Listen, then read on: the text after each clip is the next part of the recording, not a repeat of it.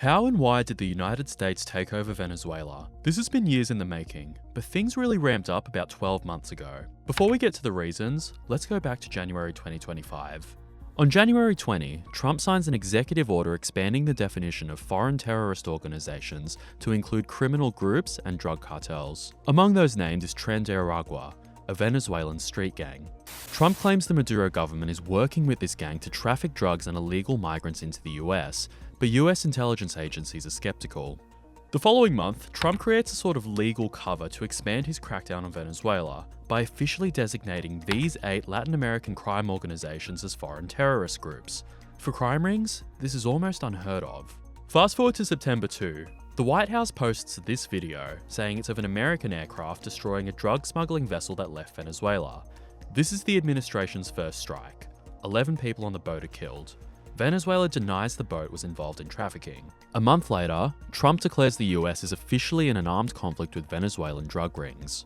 Unauthorized strikes on small vessels from Venezuela accelerate. On October 16, the Navy admiral who oversees military operations in the region announces he'll retire in December. This raises eyebrows. At this point, Admiral Alvin Halsey has been in the role for less than a year.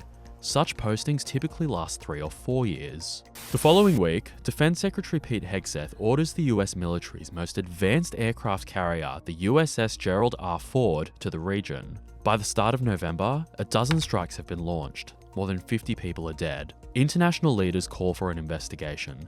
Senate Republicans reject legislation limiting Trump's ability to launch an unauthorized attack on Venezuelan soil. On November 11, Venezuela launches 2 days of military exercises. On November 16, the USS Gerald R. Ford arrives. There are now around 12,000 American troops in the region. The operation is formally named Operation Southern Spear. This is a major escalation in the conflict with Venezuela.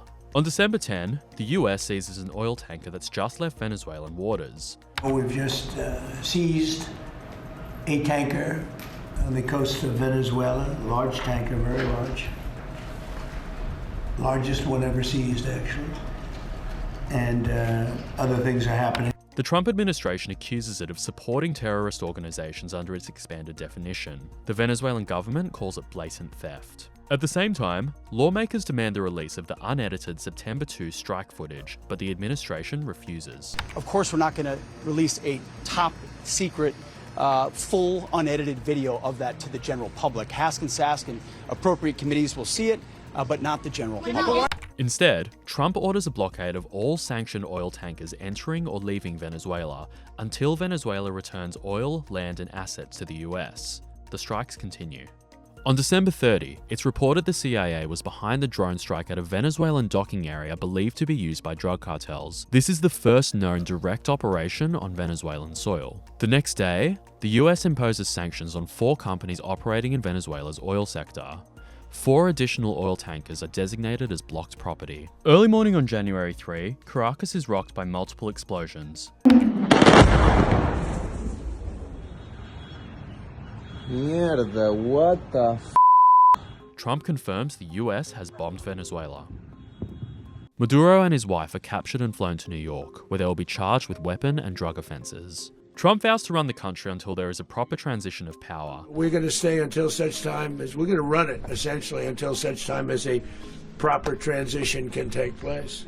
He also warns the US will stage a second attack if needed. Venezuela's vice president, Delcy Rodriguez, becomes the interim president and demands Maduro's release. The world is deeply divided over the takeover. Some countries like Argentina and Chile say it's excellent news for the free world.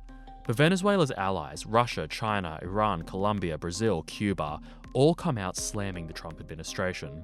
So why did Trump strike Venezuela? Maduro says the main purpose was to force him out of office. Trump maintains it was to combat organized crime gangs, which the administration equates with terrorism. But many are questioning how much of the attack was about Venezuela having the world's largest oil reserves. Trump has been very open about making money off of the takeover. We're going to have our very large United States oil companies, the biggest anywhere in the world, go in, spend billions of dollars, fix the badly broken infrastructure, the oil infrastructure, and start making money for the country. But critics have pointed out that Trump's war doesn't necessarily help America's oil industry. This year is expected to bring the largest oil oversupply in history.